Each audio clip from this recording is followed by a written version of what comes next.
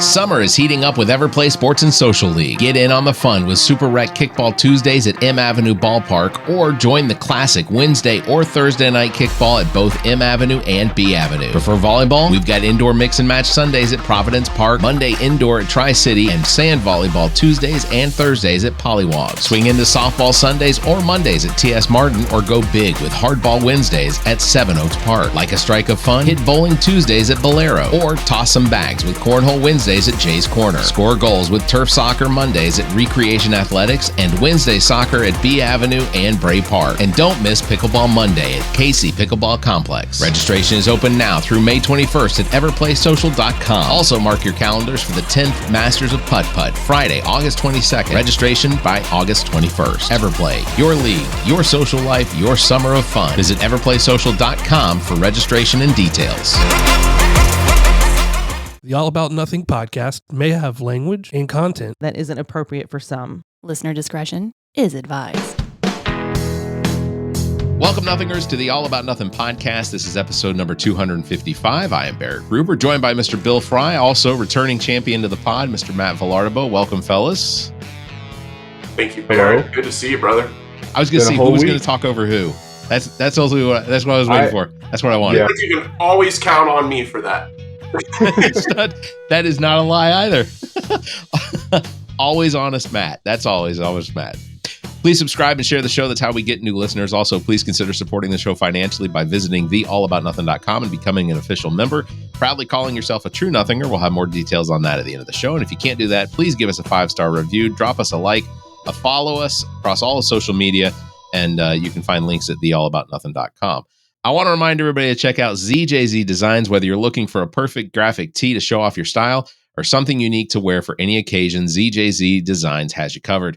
From bold designs to creative prints, they offer a range of apparel that's all about making a statement. And if you like standing out in the crowd, check out their collection today at zjzdesigns.com. I'm not going to do it again. Trust me, you won't miss. Trust me. Did you just get possessed by Joe Biden? I don't know. It's entirely possible. Check out ZJZ Designs. It's where fashion meets fun, no matter the seasons. Man, I don't get it. You know what it is? Honestly, this week with work has been such a absolute shit show. We have the project that we're working on is just all over the place, and we're constantly finding things that we missed, and including things that I legitimately missed this week that were from like March.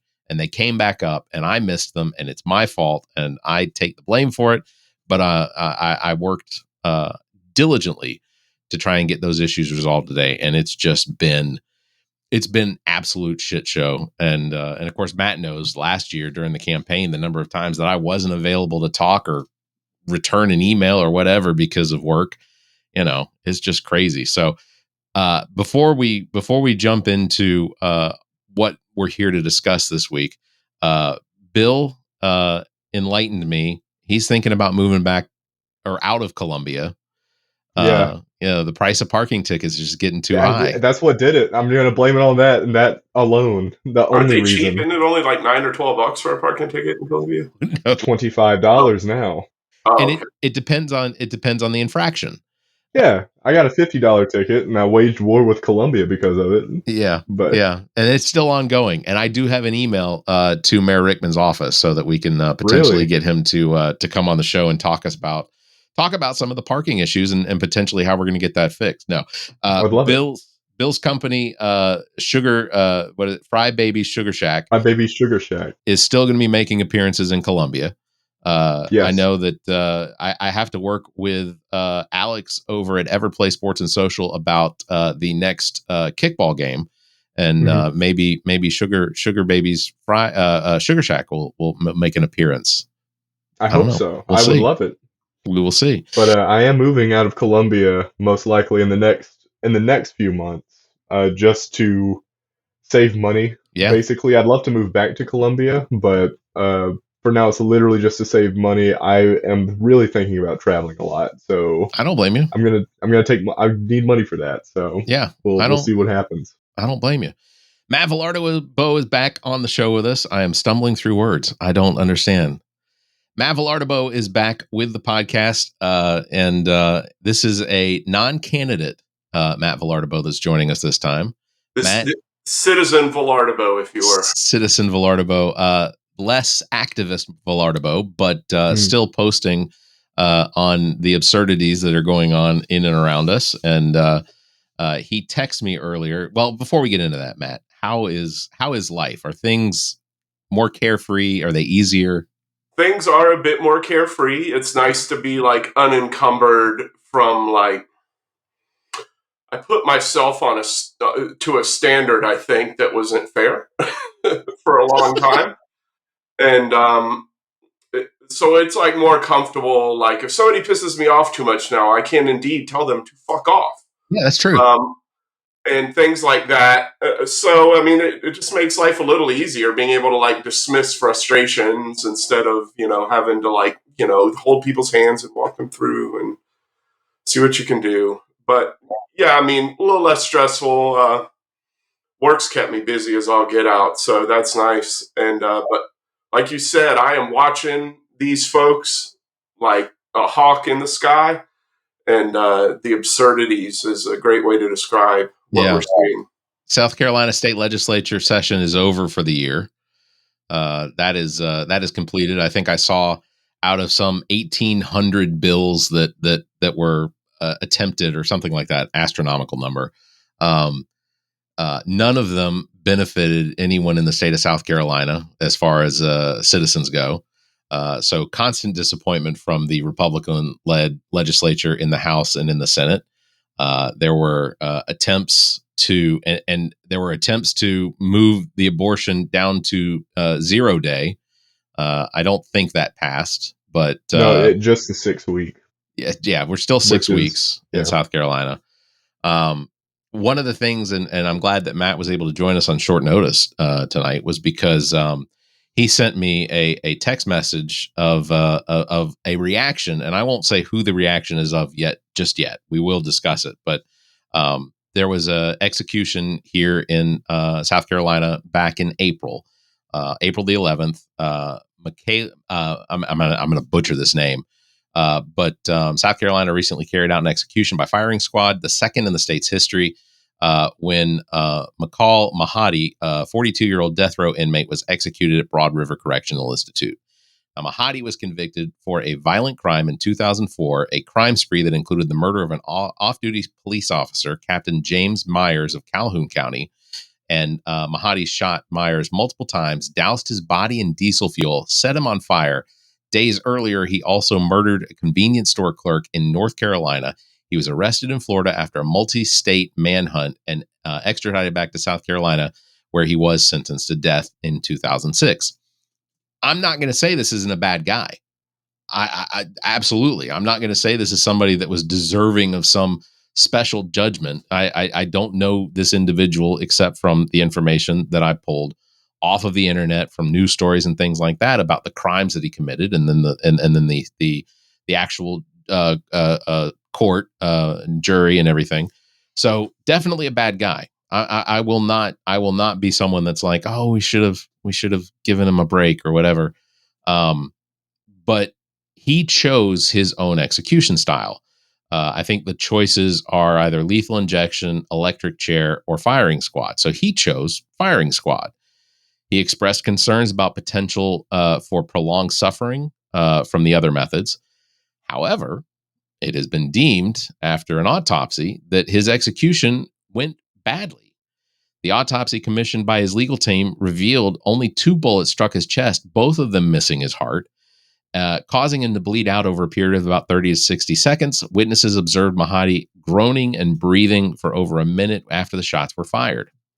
So the execution has prompted calls for an independent investigation. Lawmakers, including Democrat Justin Bamberg and Republican Neil Collins, have requested a temporary suspension of the firing squad execution method until investigations have concluded. Their concerns focus on inconsistencies in the autopsy, such as the presence of only 2 distinct wounds and insufficient examination of Mahadi's clothing. Mahadi's execution was the 5th in South Carolina in under 8 months, and the 12th nationwide in 2025, highlighting a resurgence of capital punishment in the United States. So, all of that said, I get a text message with what is the reaction of one of our local state representatives, Mr. Brandon Guffey, who has been discussed on this podcast before as being an unforgiving and potentially hateful individual. Purely, if you can go check out his social media. I mean, he absolutely posts everything is available publicly to go look at. And it'll also give him a real kick to know that people are looking at it because this is a narcissist of a level 34, I think. He's like, he'll like, if he finds out you posted about him and didn't tag him, that's his lead in with his frustration with you. He's like, it'd be nice if you tagged me so I could answer this. It's like, really, that's your problem, bro? You want to like move your thing up the list? That is some serious narcissism, like sociopathic. So he posted this earlier today. He said, before you start, this is Brandon Guffey, again, representative of in the State House from the Rock Hill area. He says, quote, before you start emailing me complaining about the man who chose firing squad as his form of execution, you might want to ask the families of the ones he murdered if they cared that he suffered during execution. Me personally, nah, bro. Not quite certain why. As someone that has lost a child, do you think I care about the suffering of a criminal? My request would be to allow the loved ones to fire the shots. He had a choice, which is more than he deserved, in my opinion. Yeah. And then the comments that follow that post are really awful too. I mean, it only got worse from there. He's and one of the things that I'll just say, he touted himself as being, a Christianity, of course, based off of Jesus Christ, which I have so many issues with these evangelical Christians or these Christians that get to choose back and forth which versions of the Bible they want to follow. So obviously Brandon Guffey has this idea that if you commit a crime, or if you commit a murder or you commit a crime, then those things should be equally committed on you, which is Old Testament. So I pulled up specifically the Old Testament chapters and verses. So Exodus 21:24 is eye for an eye, tooth for a tooth, hand for a hand, foot for a foot. Leviticus 24:20, fracture for fracture, eye for eye, tooth for tooth. Just as he has injured a man, so it shall be inflicted on him. And then Deuteronomy 19:21, show no pity, life for life, eye for eye, tooth for tooth, hand for hand, foot for foot. So I know you guys have had a decent amount of theology in your lives off your experience. In your opinion, what does the New Testament say? The one that scores the life of Jesus Christ. What does the New Testament say about this? New Testament has a decidedly different view of it. I mean, because like Jesus shows up and Jesus is love. Jesus suffered on the cross to forgive us for our sins that we're born with, y'all. Right. So anyway, I digress. Bill? Yeah, no, Jesus says to turn the other cheek. And I mean, even with all that, I mean, the way we treat our criminals, like, yeah, some of these criminals, like, if anybody, like, if something happened to you, you'd want to do something to them beyond harm. But that's kind of the reason we have the entire judicial system, is so that you won't just kill someone in retaliation, but instead collectively as society judge someone based on their actions and hopefully rehabilitate them into society. Now, some things like this, I don't know if you can.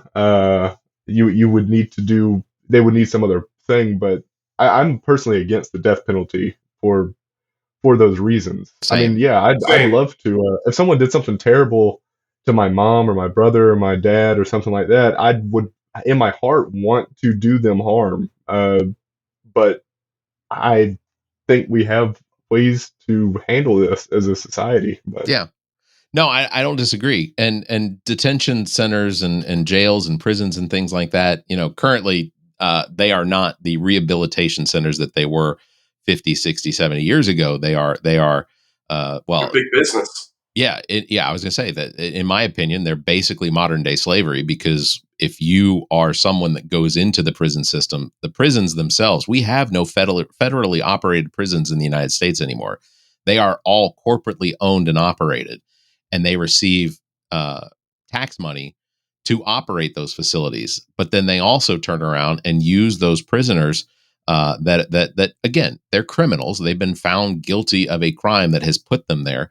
But they also use those criminals to do things like textiles and installations, and they're being used for road construction. They're underbidding. Like, there are corporations that are using prisoners for road construction that are underbidding contractors for companies that have legitimately unpersecuted individuals that could have these jobs, but yet this is what we're doing.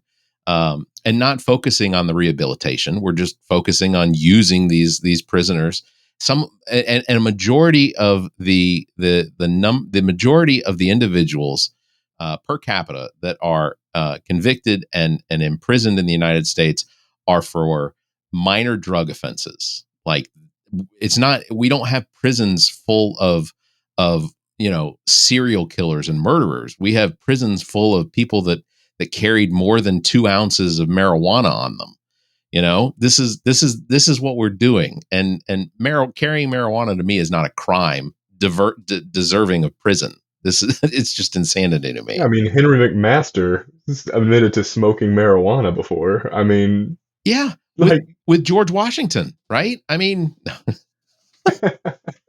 yeah, and I mean, so for me, it's we know, like, anybody who's like sat through, like, high school juvenile delinquency or criminology, right, knows, right, the death penalty is not a deterrent. It's more expensive to put somebody on death row than to lock them away for life. And all these other statistics, like known facts, things we know are real. And I just thought that was like such a weird stance to take for one of our elected officials. I mean, he's also the director of communications for the Republican House Caucus. Right. So, I mean, which is crazy because he speaks like a 14-year-old edgelord. Yeah. They like him within his party.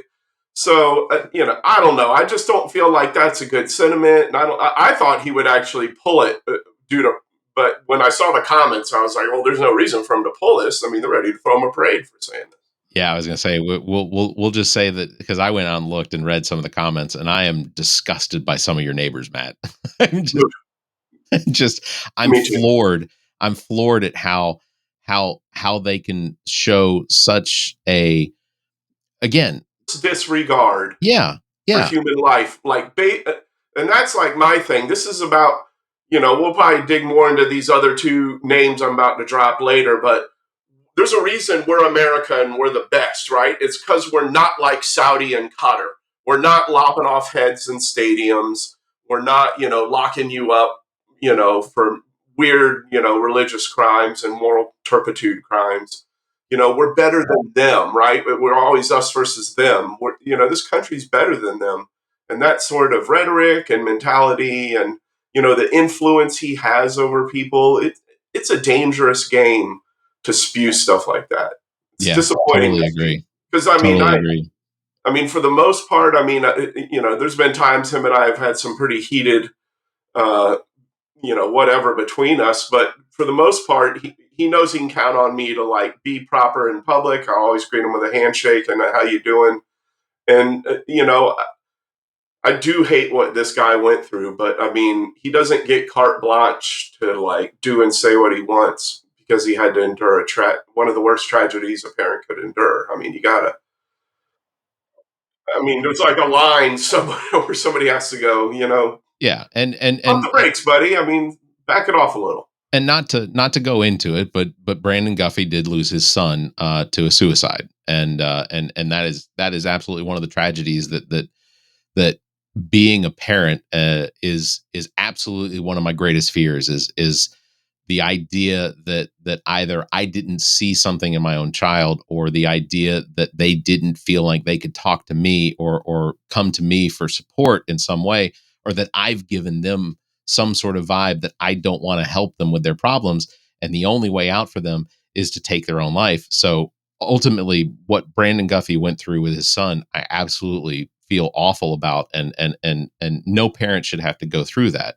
And I hope no parent does go through it. I know there will be. I mean, we have a country right now that is so focused on finding the imperfections with children, and not not taking those imperfections and saying this is what makes them different and beautiful, versus, this is an imperfection that ultimately we need to draw attention to, and there's Giving some sort them of this unfettered idea. access to social media has been a tremendous missive as a society. I My agree. kids never had it, but I see that, and man, I think parents need to exercise. We talk about parental rights in schools. Parents need to exercise some more rights over their kids, and Yeah, restrict their screen time, and it's just too much out there, and they don't have the critical thinking skills yet to discern truth from fiction. They get caught up in extortion scams. I mean, we need to. It's a predator's playground on the internet. We know that. absolutely. So Absolutely. And also, I mean, I'm not a parent, but I do know it should be clear to your children I that thought Bill, I totally thought you were going to say, I'm not a parent, but I play one on TV. Well, I mean, it seems like just such an important conversation to have with your kids, to make sure that if they come across something, which I don't know this whole situation, but I do know the specific detail of, if they come across something, or if something makes them question, or they don't know fact from fiction, that you yourself have to be an individual to make them know that if there's something wrong, to come to you, to feel comfortable. Yeah. To Always make your kids recognize that you are a safe space, and that they can tell you anything that they need to. That there is no situation that is there is no situation that they can't come to you with. Ultimately is the biggest thing. Also, just in contrast to the Mosaic laws from the Old Testament, it's Matthew 5 verse 38, 39. That the quote is, you have heard that it was said, eye for an eye and a tooth for a tooth, but I tell you, do not resist an evil person. If anyone slaps you on the right cheek, turn to them the other cheek also. So that's the turn the other cheek. And so I one of the things that bugs me so much is how Christianity, of course, being built mostly off of the teachings of Jesus Christ, how selective evangelicals, Republicans, GOP, MAGA, whatever, that they can jump over to the Old Testament and be like, that this is what we should live by, except in the situation where Jesus said something else. But because if the Republican Party were the Christian church, or the Christian embodiment of what Jesus Christ taught, it would be the Democratic Party, as far as I'm concerned. Because Democrats, while I know that they flounder and they fail in a lot of their approach and messaging in how they recognize the working class, and how, that's not to say all of them, but nationally, they have really faltered in the last 20 years on trying to show that they are the party of the poor and of the middle class and the workers, and the labor unions and things like that. They have really lost sense of that, especially when we have leadership that is in the Senate and in Congress, or the House, that are making millions and millions of dollars. We can go and look at the records of the Nancy Pelosi's that have made millions and millions of dollars during their time as a representative from California, on everything from well-informed stock trades. I'm not saying that she has committed any or broken any laws, but do your own research on that. I do my own research, Barrett. I feel like I should snort a line of ivermectin as I say that. Oh gosh. That is the second time this week ivermectin has been brought up, and you know that I remember always hearing that so much during COVID. I do my own research, bro. All right, yeah. cool. Because I It's remember you barely got through high school, so I know the quality of research you're probably putting into this is Yeah. top-notch stuff. yeah. Facebook really sets me straight on the whole ivermectin thing. That's a lot of people's research apparently. So, but yeah, I go ahead, Bill. I'm sorry. I don't know. I do feel like I don't know. I do see what you mean about the Democratic Party being more. I would give them credit to being more tolerant, but both parties in my view are uh they claim to be on that side. But I think if a critical thinking evangelical Christian looked at what the two parties were doing, they would realize they're both just trying to take advantage of people. But that's just my view. No, you're absolutely correct, and it's frightening that neither party seems to be able to recognize what they're doing wrong or the hypocrisy that they're suffering from. Like Democrats, I feel like if you're gonna be for solving poverty issues, if you're gonna be for solving social issues alongside economic issues, you have to kind of drive it. It just feels like they're not blatant about it like they should, and I feel like Republicans are blatant in the way that they talk about Old Testament Christianity, which I feel like is the reason why they've won the Christian right, is because Democrats don't do that. If you understand what I'm getting at. Yeah, I can tell you. So from an observation I had is this year, after earlier on in the year for a few months, I was on a project where I was going to Duke Energy operations centers around the Carolinas, north and south.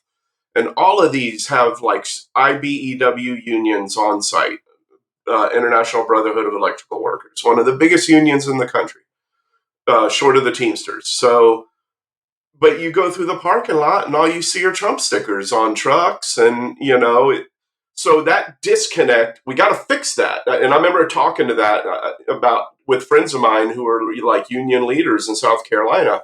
Said that we got to fix that because we got working class folks that think that just because Donald Trump acts like an asshole, he's going to go fight for them to get more money in their paycheck and protect their union standing. This guy wants to do away with unions. He's consistently shown us, if you look at every issue he's nipping at, there's some historical reference for why he's picking on them, whether it be Panama with this failed Trump Tower thing in Panama, or whether it be, he sees real estate dollars in Gaza. There's something, he still hates John Bon Jovi because of the Buffalo Bills, right? Yeah. So I can't wait for him to come after John Bon Jovi with legislation. All my Gen X moms are going to be super pissed. Well, and this week, Bruce Springsteen, in the opening of his first night on tour in Europe, Bruce Springsteen came out, and I don't have the whole script, but basically came out and said that he's appalled. I'm paraphrasing, that he's so disappointed in what his country, the country that he's loved, the country he's sang about and wrote songs about for more than 250 years, has made such a change because of the administration. One of the things I was going to bring up tonight was the Supreme Court is hearing arguments on this birthright citizenship, and ultimately, I don't understand why it is that Donald Trump and I understand what the end goal is, I think, but I don't understand the passion behind ending birthright citizenship. So just out of curiosity, do you guys know how many countries have a unconditional birthright citizenship? Just curiosity. Probably Actually, one. 21. The Oh. United States, Canada, Mexico, Brazil, Argentina. You thought I was going to start singing Animaniacs, didn't you? Yeah. United States, Canada, Mexico, Brazil, Argentina, Chile, Colombia, Venezuela, Peru, Uruguay, Panama, Paraguay, Pretty much all of South America and Central America. Ecuador, Bolivia, Honduras, El Salvador, Guatemala. Well, because they mirrored after us. Yeah. Guatemala, Nicaragua, Barbados, Jamaica, and Trinidad and Tobago. So there are also countries that have conditional birthright citizenship. So in France, children born in France to non-citizen parents can acquire citizenship at the age of 18 if they lived there most of their lives. In Germany, you can be granted citizenship if you were born in Germany and at least one of your parents has legal residency for a set period. Australia, a child born in Australia becomes a citizen only if at least one parent is a citizen or permanent resident. And in the United Kingdom, no longer has full birthright citizenship. A child must have at least one British or settled parent. And then India, Ireland, New Zealand, and Malta have all abandoned any sort of unconditional birthright citizenship, conditional or unconditional.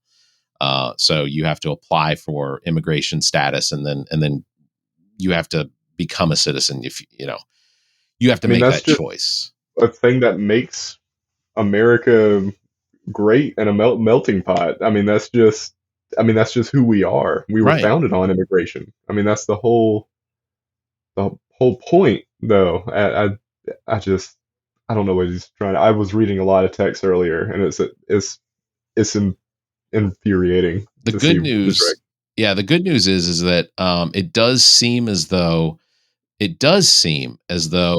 the Supreme Court does seem to be pushing back on this, and in retaliation of what it sounds like, because I think Amy Coney Barrett came at it pretty hard. But Trump's basically Trump in a True Social posted, and this is a quote: "Birthright citizenship was not meant for people taking vacations to become permanent citizens of the United States of America and bringing their families with them all of the time, laughing at the suckers that we are." He said the United States of America is the only country in the world that does this. For what reason, nobody knows, but the drug cartels love it. We are, for the sake of being politically correct, a stupid country, but in actuality, this is the exact opposite of being politically correct and is yet another point that leads to the dysfunction of America. As conclusive proof, the Civil War ended in 1865. The bill went to Congress less than a year later in 1866 and was passed shortly after that. I'm dumbfounded by his ignorance of history. Like, he says all of these things, and I have seen posts on Facebook of acquaintances that are basically jumping on the same bandwagon and are like, yeah, birthright citizenship absolutely should not be something that's available just for somebody because they're born here within the boundaries of the United States. I mean, I don't understand, because I know several of them were born here when their parents came to the United States. Therefore, their citizenship could be in question because they were born of people not born inside the borders of the United States. And I don't understand how they disconnect themselves from reality so much that they would be willing to throw out their own citizenship purely out of hate. I guess it's hate, or just disgust over that there's somebody at the supermarket that might not be speaking English within earshot of them. Yeah, Trump's a germaphobe, that is scared of those dirty brown and black people. It's so weird. And he has left us with like a plethora, a bounty of like things to cover in the news. Reporters are staying busy with Trump in office. Yeah. Amy Coney Barrett stepped in during the White House's or Donald Trump's, giving evidence to the Supreme Court. She said to his lawyer, Sauer, he said, "Sir, are you really going to answer Justice Kagan by saying there's no way to do this expeditiously as far as," let me just read it because that's out of context. Supreme Court Justice Amy Coney Barrett ripped into President Donald Trump's Solicitor General on Thursday in disrespecting one of the higher court's liberal justices. Now, this was during the arguments over the birthright citizenship. So I don't know where Amy Coney Barrett is going to fall on this. I don't know where the other justices are, but this, I think, as far as constitutionally, it's written the way it is, and I don't know that there's much ability to divert from what the Constitution says. I'll pull that up real quick, but what is it? what amendment is it? It's the 14th Amendment or the 16th Amendment? No, I can't. You know what? It's not. That's my own failings. I should know that better. Show prep, Gruber. It's the I'm pretty sure it's the 14th. But basically, that's where, that is where birthright citizenship basically comes in, because ultimately, it and then we fall into the whole part of this idea of habeas corpus and due process being available to people born. So that's one of the things that I have a hard time wrapping my head around. Regardless, they're floating out there suspending habeas corpus. Yeah. Because they feel like it's like we're under attack by the border crisis. Yeah. And ultimately border crossings are down like exponentially. They are down a lot. And then I think I just read today that it sounds like is Donald Trump going to be welcoming a cartel member or a former leader of a cartel into he got a whole family, a whole family of cartel members over the border. I mean, and then I thought you were going to mention the South. I want to share while we're talking about the border. I want to share with you something really cool. Well, I know a reporter who's going to be going to cover the border for a few weeks here at the end of May, and I want to bring him on camera real quick and introduce the world to. This is my son Clark. Say hi, Clark. Hi, ladies and gentlemen. Clark, Journalist of the Year for South Carolina, and he's been selected to go on a trip down to the border to check out what's going on. How is so? Just purely out of curiosity, Clark, what is it you're feeling as far as making that trip? Like, is there anxiety? Are you what's going on in your head? I mean, there's always going to be a little bit of anxiety when it comes to a trip like that, but for the most part, I'm feeling really confident. I'm going with a group of missionaries who've been doing it for a while now, and it's a Presbyterian church, so they're very progressive. Okay. The purpose of the mission is for immigration and border purposes to learn from the communities in Mexico. One of the big things we'll be doing is planting a cross at the spot where a guy died trying to migrate last year. Stuff like that. That's really exciting. That's exciting. I'm going with a group of missionaries. The whole purpose is to cover the border. He's embedded. Yeah. He's gonna be where on the border? Did you know exactly where it is that you're going to be going? Yeah, it's Agua Prieta. It's literally a hop skip over the border from Douglas, Arizona. Okay. I mean, textbook definition of a border town. Yeah. I am absolutely of the opinion that a country should have the right to defend its borders. Illegal immigration does not do any favors for the United States, and you'll never hear me say anything to the contrary of that. I absolutely believe that if you want to come to the United States, that there should be availability for proper ways to enter the United States. I don't even have an issue with having a border wall. I don't have an issue in areas where you want to dissuade people from potentially harming themselves from trying to make crossings in places where you could, because it's not just, the worst of Mexico and South American and Central American countries. It's families of women and children and grandparents and things like that. Yeah, I mean, I would prefer to dissuade them from crossing just anywhere and but you have to have immigration policies in place, and you have to have court judges that will move through the process. But one of the reasons that we have so many people trying to make the crossings on their own is because we don't have a streamlined system available for people to be able to become to gain access to the United States. And that's a bipartisan failure. That's everybody's fault. Exactly. The Republicans have now been in control for almost 4 months, 5 months, and still I've not even heard a single mention of how they're going to improve the asylum process, how they're going to improve the immigration process. I haven't heard anything about potentially bringing on new judges that could go through the backlog of of cases of people trying to at least gain access to the United States by getting visas.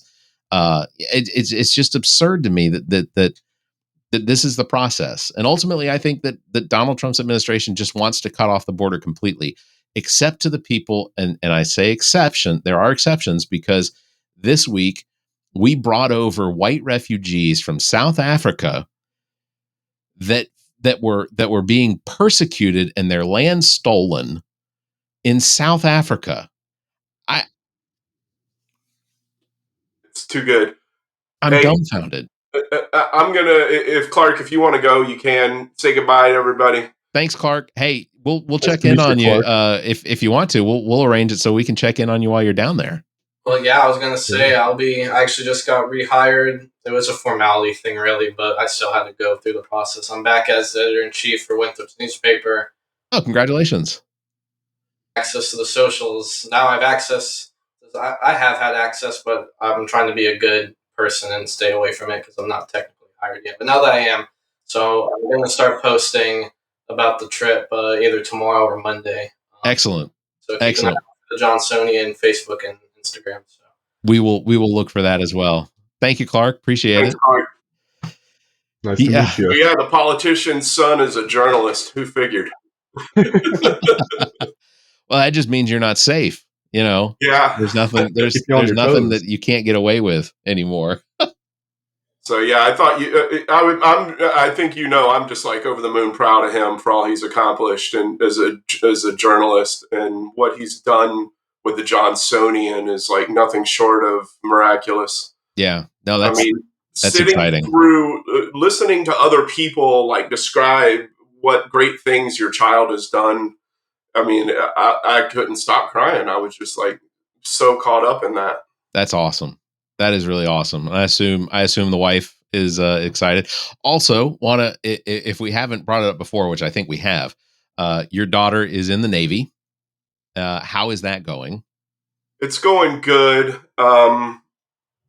It's going good. She loves it. We're very limited in what we can talk about anymore. Sure. I get that. So we can talk about her being in the Navy, and she loves it. That's awesome. That's awesome. I mean, that's. Excuse me. She was just in town last week. We got to go out to have a Mother's Day dinner with the four of us before she went back. Very lovely. And she's relatively close to us now, so she can make she can come for a couple days if she gets any liberty.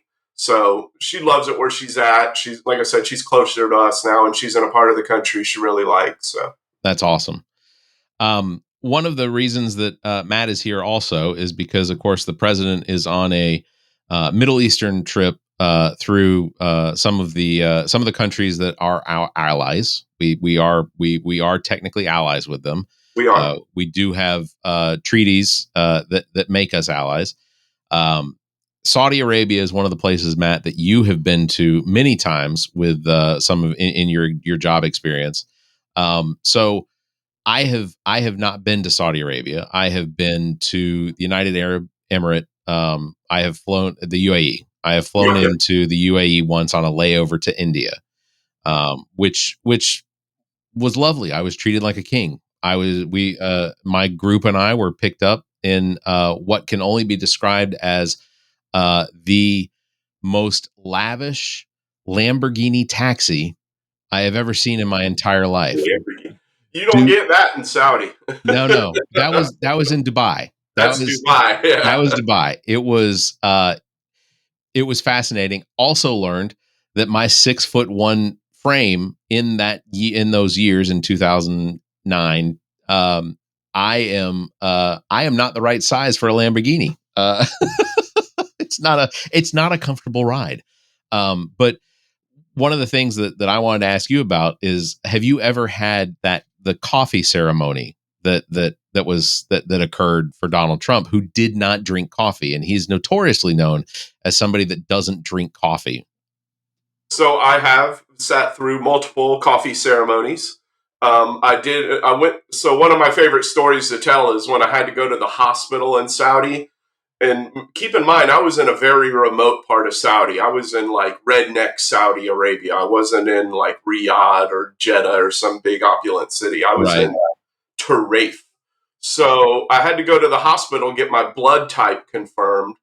And while I was there, one of the guys who was like an administrator, Western educated, opens the door, and he's just like in these gorgeous white flowing robes.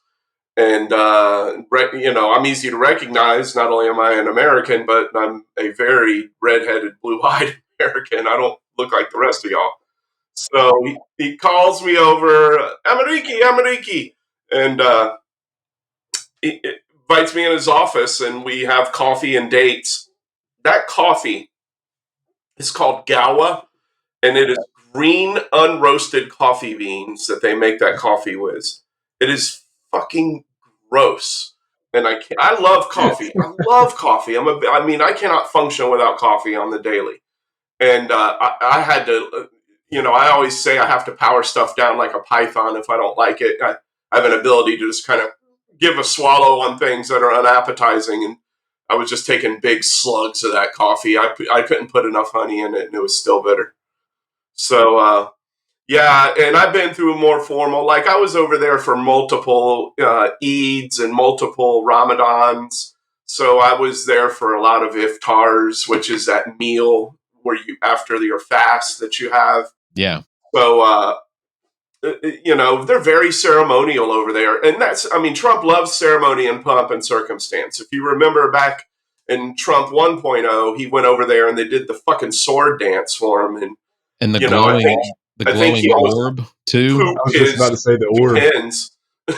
Yeah, he played with the orb, but they did the sword dance, and I've seen the sword dance. I remember we had the king came to visit our plant one time, and they made like a big do of it. So, but yeah, that country is full of Trumps. I always try to explain that to people as a reference. I'm like, imagine a whole country full of Donald Trumps. I mean, these like really like over the top entitled. It's a theocratic monarchy. I mean, freedom's not really something they know about over there. There's no real poverty. Everybody's getting oil money. They just get certain levels of it. I mean, they got thousands of princes in that country. Yeah. So, it's like, it's an entitlement country. They don't do any of their own anything. I mean, the least thing I would be scared of is the Saudi Arabian army or military coming in. So that's something I didn't really know. So in Saudi Arabia, there really isn't poverty. Nah, I never saw like homeless. The Bedouins live out in the desert, but they're not homeless. They're Bedouins. That's what Bedouins do. Bedouins are going to Bedouin. I know that just from experience from some of the people that I work with, that they have or they know of people that have gone to work on some of the construction and whatnot that goes on in Saudi Arabia, because they're constantly building up. They're building into the Persian Gulf. I'm sorry, is it still the Persian Gulf? We haven't changed that yet. So there's the Arabian. So there's always been the Arabian Gulf or the Gulf of Arabia. He's like trying to start a culture war between the Persians and the Arabs. Right. Because don't call an Arab a Persian and a Persian an Arab. You're going to catch mighty. Those are two totally different cultures. They really speak two different languages. Yeah. Yeah. He did that with ill intent. Well, for sure. Well, everything he does is for ill intent. But that was pretty. I saw that and I was like, what is he doing? That's a way to inflame things over there. It seems little to us, but over there, that is freaking huge. One of the things that from coworkers that I've had over the years, one of the things that they've always acknowledged was that if they will hire for construction people from outside of Saudi Arabia, Indians and Filipinos and Chinese, North Koreans. You'll see actual North Koreans over there. But once you get there, the availability to get out becomes very cloudy. And so there is a class of people there that are not Saudi Arabians. So I guess they wouldn't fit that as far as potentially being in poverty. But there are sections of close to where construction sites are going on that these individuals, they'll come to work there, but then they can't leave because their visas get mismanaged they will hold you in country. Like if you're on a labor contract with them and you're like, man, I can't do this anymore. I'm headed back to Bangladesh. They will hold you and incarcerate you possibly until that contract is fulfilled one way or the other. Yeah. And when I say there's no poverty, I mean there's no Saudi poverty. Right. That's what I was getting. The labor class, I mean, it's a sharp divide from the ruling to the labor class there. And there's a hierarchy. It's like, the Saudis, other Muslim cultures that aren't, I can give you a list of countries that they look down on, but I don't know if I want to go there. But there are, so you're talking like your Jordanians, your Kuwaitis, your Qataris, your Emiratis. So Saudis, other Muslims, Americans, other Westerners, Saudi women. Yeah. And then like all the others are way down there. I mean, you can move to some position of prestige as an Indian over there. But some of these other countries, I mean, most of their child care labor force in Saudi is Filipino women. A lot of kids from the Middle East were raised by Filipina nannies. Yeah. So, and they have like, I remember, so where I worked, it was new. So they built the plant and brought in everybody and put us in like, little FEMA trailers and camps. And it was nice for me. I mean, I had my own trailer, but they were building like a whole industrial city there. And as that was going up, we would go look because everything's tiered there. There's hard, rigorous tiers. So we went and looked at some of the houses that some of us would actually qualify for. And man, these houses were just so nice, but they had a living quarters for house staff or servants, nanny, whatever. And it was literally, it was like something you would see in like a museum of slavery from the, it was like a closet where you could squeeze in a single bed and, maybe there is a little plastic, dresser. So not poverty, but definitely a lower class. And they wouldn't like let the Indians or anybody else like one of those. They wouldn't just like let them set up a tent city. I mean, they'll house them to the least of their obligation, but again, they do it. It's just different over there. Again, the whole like religious monarchy thing is, there's not freedom there, and you have to be careful about what you say and do. Yeah, absolutely. And especially me. I remember we had a gay guy on our staff, and I mean, a lot of us were legit worried for him, but he spoke Arabic, so they seemed to like leave him alone. So as something to be said, is illegal over there. But being gay and speaking Arabic as a Westerner, I guess that gives you a little leeway. He was Lebanese or something. He was raised in Lebanon as a child and moved to America, expatriated to America, and was Western raised. I mean, he had no hint of an accent, but he was fluent in Arabic. Man, I mean, it was always cool to me when you would hear that. I mean, I think I'm cool because I can say 25 Arabic words, but I probably can't string together a sentence in Arabic if you paid me to. The things we're proud of. Hey, it helps, man. They love it when you hit them with a salam alaikum or a sabah al khair in the morning. Yeah. And they love that stuff coming from a white person because it's respectful. I mean, I'm a guest in their country. They're paying me ungodly amounts of money to be there. So I'm going to be dutiful and a good steward of what I've obliged myself to.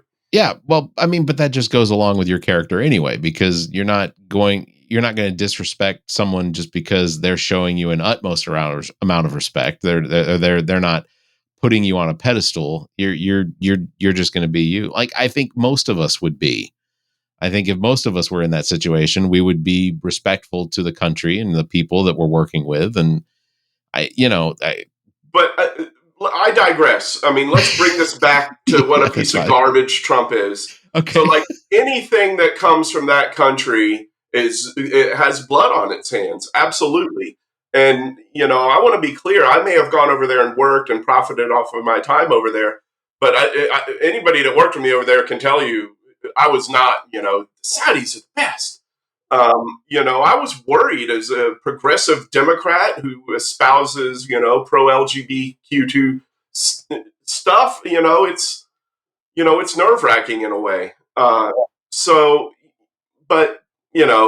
him being over there, a lot of this is an ego rub. The Saudis are trying their damnedest without having to actually change or form a government to like make themselves a legitimate world player, kind of starting, MBS, who is really running the country now. I don't think they've announced the king's death, even though I think he's been dead for years now. But MBS is running the show over there, and he's good. He's best friends with the king of the UAEs. So he's trying to like turn Saudi into something that's like more marketable. You can actually you can get travel visas to Saudi now. You used not to be able to do that unless you were there on like a Hajj. Otherwise, you couldn't get in country without having a work visa. And they're building like entertainment districts, but they're not changing. Like you still can't drink in that country. How are you going to have casinos and entertainment districts and not be able to enjoy a cocktail? I mean, are they concerned about losing money in these casinos? Because the whole reason you can drink in casinos here is because you're going to lose more money.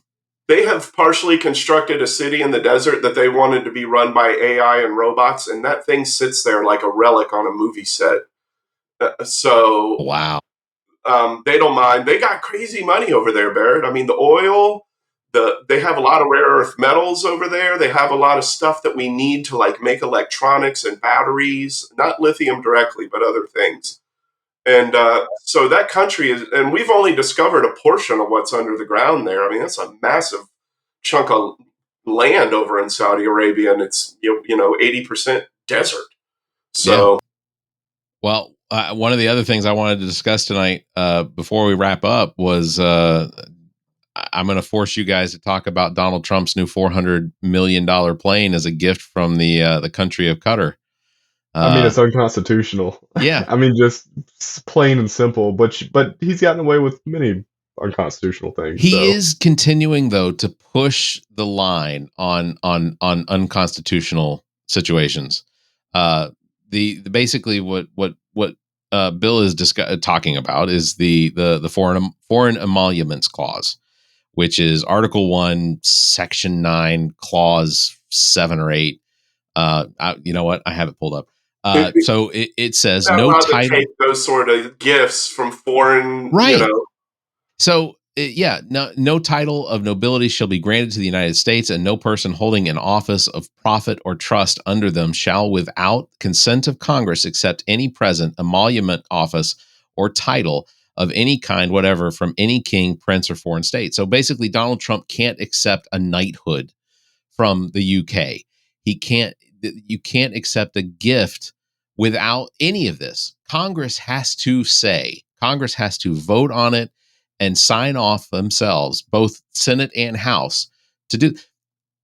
He'll never get the votes in either of the houses in order to accept this gift. But the thing I'm the most disturbed by is the fact that, yes, it might be a $400 million gift, but estimates are already coming out from the Air Force and the Department of Defense as to how much it's actually going to cost for them to be able to convert this plane. Yeah, it's $1 billion, and they're going to have to tear it down completely and rebuild it. They are currently building a new Air Force One. 2 of them. They're building 2 of them. He wants, and that's the first thing. I mean, having worked in the government for as long as I have, I mean, the first thing I said when I heard that, I was like, man, they're going to have to like literally strip all the wiring out of that plane. Everything. And put hardened, shielded, jacketed stuff in there. They're going to have to protect it against electromagnetic pulses. That is a luxury jet he got. He needs like a floating fortress. And this 747 is going to have to be fitted with missile defense systems, because Air Force One has its own missile defense system. It has its own radar system, flares. I mean, the whole thing is going to have to be defended, and like the cost of that. But then we're going to spend $1 billion as taxpayers in the United States, and then when Donald Trump does leave office, which, by the way, we should be excited about this because Donald Trump does recognize he is going to leave office at some point, but he's just going to, this plane is just going to be his. It's just going to become his plane that will sit at his library. Also, shocked to find out that Donald Trump is planning on having a library.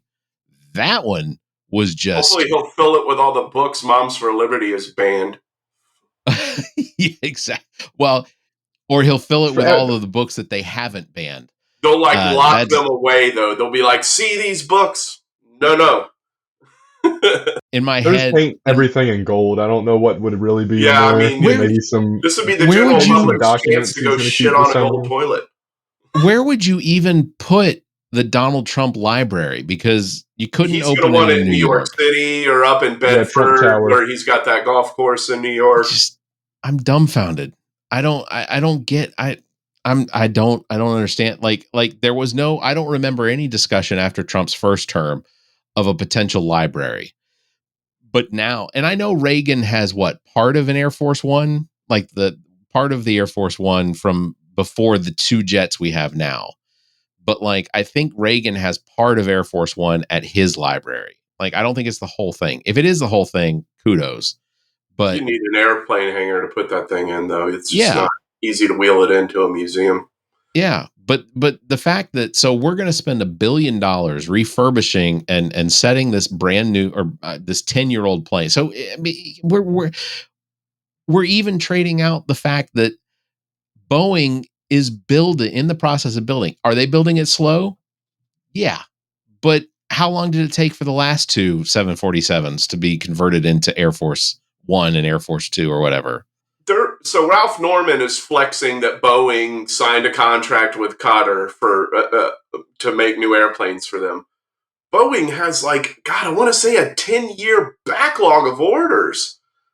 It's more. I would say it's quite likely Qatar is never going to see those planes.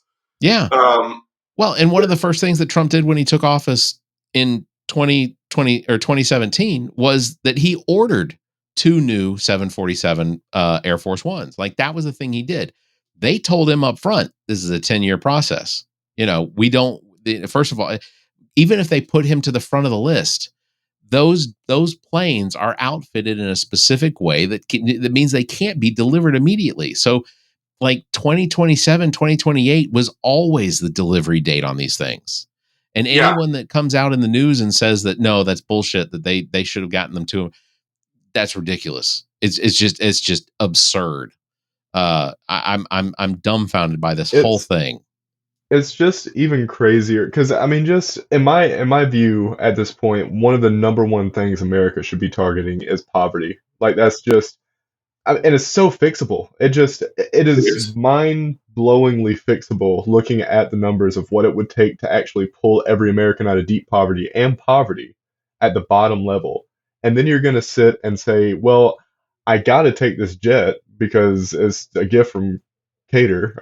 And then you're going to go to make $5 trillion tax cuts for the billionaires and then try to cut Medicare by $180 billion and require community service for those and say those people are lazy that are getting Bill, Medicaid. we just caught one person committing Medicare fraud in South Carolina. This is clearly an epidemic of Medicaid fraud that we need to shut down. Take the money away. That's the thing. I don't care if somebody's lazy. I'm not scared that 4 or 5 lazy people. I know lazy people. Sure, go. Hey, I'm just saying, if you're lazy, I don't care. If 4 or 5 lazy people in America are going to get social benefits that every American should be guaranteed if they make below a certain salary or net income, I don't care. I just simply don't. So you want to hear something else that's crazy about Medicare? So I worked in Medicare for 14 years. I worked everything from provider services to support to software for Medicare. And the administrators of Medicare have to be the lowest bidder. And generally, the administration of Medicare runs anywhere between like 1% or less, or up to maybe 2.5%, maybe 3%. So the companies that run Medicare, that are administrating Medicare, are our insurance companies that are for-profit insurance companies. So they're the ones, because they have such a robust history of processing claims and paying doctors and taking care of the patients and things like that. They're the ones that bid on these contracts and wind up becoming the administrators. So let's say that all of the administrators, let's say that the part of the cost of administering that Medicare makes up about 3% usually when it comes to actually administrating Medicare for a region. So 3% of that cost goes to paying for the insurance company that's now running the Medicare for that region.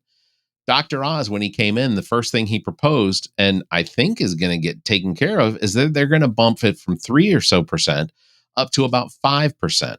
So you're going to be paying the administrators more for the service that they're doing when all of them are already making billions on billions every quarter for the regular businesses that they're doing. Now, what happens now is they're going to be making more money. The administration cost of Medicare is going to go up again. And my fear is that we're going to see more cost going to Medicare, and that's going to try and justify the position of the GOP and the Republicans that Medicare needs more cutbacks in order to take care of it. What we need is to do away with the cap on Social Security and how much money people pay into Social Security every year. Because I think 100%. Yeah, right now I think it's like I think it's 160,000. Once you make 160,000, you no longer pay into Social Security for that year, and it resets next year. For the life of me, I don't understand why why we need a cap on that at all, but why that cap can't be raised to like 500,000. You raise it to like 400, 500,000. Medicare is good for basically eternity. We could turn around, and if you allowed for there to be a Medicare for all, or a Medicare, or do away with the mandate that you have to be, and actually I think I read, is it still 65 or is it 67 now? 67. 67 years old now. You have to be, if you were born after 1960, you have to be 67 years old in order to receive full Social Security benefits, including Medicare. Unless you have end-stage renal disease or some other disability. But we need a public option, and I would gladly pay twice what I'm paying towards Medicare if I could cut out all of my health care, because Medicare is run so efficiently. And I know that because my experience with Medicare was, like I said, 14 years worth of experience. I saw from the ground floor how Medicare was run. And you guys were talking about some of the people taking advantage or committing Medicare fraud. Most of the Medicare fraud that occurs, and I saw it because I saw people get fired for it, was actually Medicare fraud being committed at the administrative level, like not at the patient level. It wasn't Medicare patients that were taking advantage of Medicare. Most of it, I want to say 95% of it, was being committed by the individuals working for the insurance companies that were handing Medicare, because they knew how to do it. They knew how to create their own durable medical equipment office and make fraudulent posts and sales or whatnot, and file claims for wheelchairs and beds and things like that they were making thousands and thousands of dollars off of. And those individuals were prosecuted. So Medicare is probably one of the greatest things that the United States has going for it, and they want to dismantle it. They want to tear it apart. And these are things that Democrats, if they want to be on a board of people that they want to be trusted, these are things that they have to hammer home. They have to talk about it. Republicans, they're talking about it. They're just trying to take the money for, I don't know what, tax cuts for billionaires is what it mainly seems like. But Democrats need to talk about, we need to expand this. Let's look into a Medicare for all. Where is this money going? How is it? They need to make it very transparent and very clear to people. This is what we need to do to solve poverty. I know Republicans who are only voting Republican because they think that they're going to solve poverty. That is the number one issue, and it's solvable. It's so solvable. But some of the ideas to solve it have been labeled as progressive, which makes it, or socialist, which makes it hard to talk to people about it. But there's got to be a way to find a way to break that barrier. I mean, don't even get me started on that progressive stuff. Good Lord. You're talking to a guy who, like, it's not a lot of people. It might be 5 of them, but there are 5 folks that are dedicated to the end of my existence based on me being a progressive. I mean, are they Democrats? Yeah, I mean, they're my own people. I mean, these folks should be shoulder to shoulder with me, and they would rather see me, 6 feet under than ever thrive. So it's they don't see it that way, and I don't reciprocate that back upon them. I'm not wired that way. Yeah. And I got big. I mean, to me, I'm like trying to fight Republican rule, you know, and stuff like that. Not like my own Democrats. If they want to fight me, they can like keep nipping at my heel all they want. You know, it's like the song says, "Don't go pulling on Superman's cape." So, you know, Yeah. No, it really doesn't seem like there's much hope in South Carolina when it comes to the Democrats. I've met a lot of them. I've talked to a lot of them. They're basically conservatives. I mean, it's bad. I mean, I had a rough time in the last election, and what I've seen happen this year, I don't, you know, there's so much I know that I wish I could share, but I can tell you that it was frustrating for elected Democrats to watch like the failure from the Democrat Party at every level, national, state, and county. And then like they don't fight. I mean, what did the House Democrats fight for as a whole? Right? What did they really fight against the DEI legislation? No. I will say Heather Bauer's attempt to sway the Senate and the House to impeach Curtis Loftus, I think, was impeccable. Me too. I mean, Heather's the exception to the rule, and anybody that'll get rid of Curtis Rachel Loftus the Lesser is all right with me. That's a callback, Bill. That's a callback. Yeah. It shows how deep in the All About Nothing lore I am.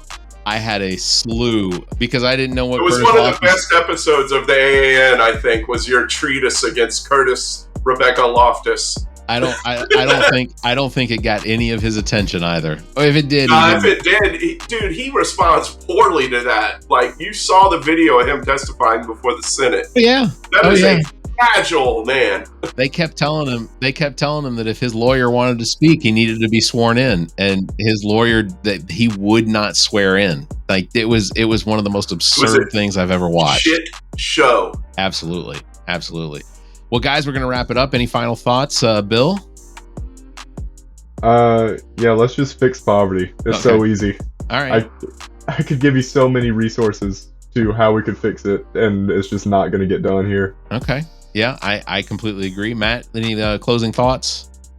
Let's love one another. I know it sounds kind of, people are wondering, is he serious? But yeah, I mean, let's love one another. Let's do what we can to uplift folks and amplify some voices. Dark days ahead. Yeah. I don't know what to tell y'all. Yeah. No, that I appreciate that. Yeah, strap in for sure. Absolutely. All right, guys. Well, I appreciate it. That's going to do it for episode number 255. Thank you again, Matt, for joining us. I know it was short notice, but I really appreciate it. Bill, thanks for being here. Again, Zach is out until he's back. That's all I know. That's all I know. I do have something important to leave everybody with. Watch Andor Season 2. Okay. Some of the best Star Wars ever put together is Andor Season 2.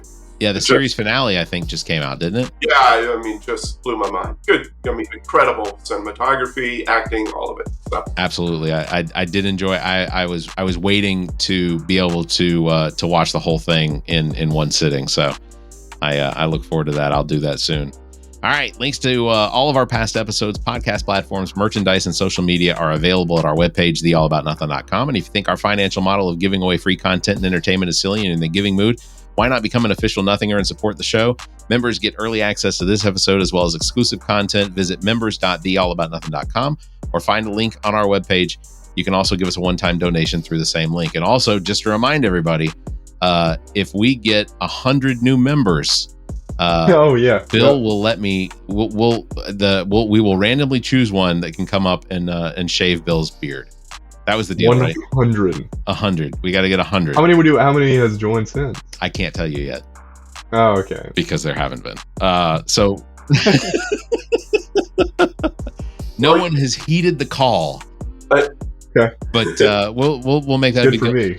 Also, I want to remind everybody that Bill Kimmler and I do every Tuesday and Thursday, 5:30 a.m. Eastern. We record an episode called The Kinda Daily Show, where we just discuss different things. Today was a lot of fun. We recorded. We talked about some of the absurd internet challenges, social media challenges that are going around right now. It was an entertaining show to do. So Bill Kimmler, of course, host of Black, White, and Blue in the South. So check that out. Subscribe to our YouTube page. You'll get notified when we go live, and then you can watch it when you get up, because 5:30 is early for a lot of people. If you'd like to be a part of the show, you can also call and leave us a message. Call 803-672-0533, or you can email the show at theallaboutnothing.com. You can join our Discord server as well. Links found on our webpage. Thanks for listening, everybody. You all stay safe, be kind, and keep your hands to yourself. The All About Nothing podcast is a product of Big Media and produced and engineered by me, Barrett Gruber. Thanks to Cake for our intro music, Sick of You. You can follow Everything Cake, the band, at cakemusic.com. Thanks to Muff, the producer, for our outro music. You can follow Muff on Instagram at Muff the Producer. You can follow me across social media by visiting Linktree/Barrett Gruber. And you can follow Zach King on Linktree/AANZach. Want to support the show? Visit our webpage, theallaboutnothing.com, and become a member. There are several tiers available that give you early access to episodes as well as exclusive content. To find links to our social media, podcast platforms, and merchandise to support the show, as well as past episodes, visit theallaboutnothing.com. If you'd like to be a part of the show, you can email the show at theallaboutnothing.com, or you can call our number and leave a message. Dial 803-672-0533. If the time between these episodes is more than you can handle, check out our sister shows. What the Pod Was That with Carrie, Zach, and myself. Welcome to Wonderland with me. Politically Speaking with Erica, Kirsten, and Emily. And Black, White, and Blue in the South with Dr. Jameel Brooks and Bill Kimmler. Please subscribe and share this show. If you're on YouTube, please subscribe and punch that notification bell. Thank you for listening, and hear us next week.